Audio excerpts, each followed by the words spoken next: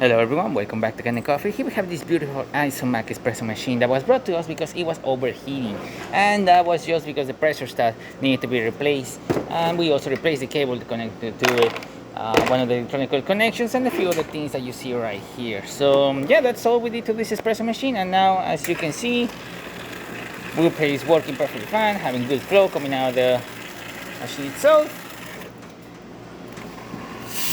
The steam pressure on the machine. We have the door open, so you won't be able to see it that much, but it's really good. Excellent temperature, working perfectly fine. Temperature does not go over 20 psi, which is perfect. It's around 1.3 bars approximately, which is the standard pressure of boilers on espresso machines. And as you can see, we're having good hot water coming out of the machine.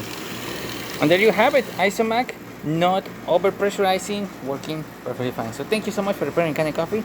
Please subscribe to our channel for more content every day, and thanks for watching.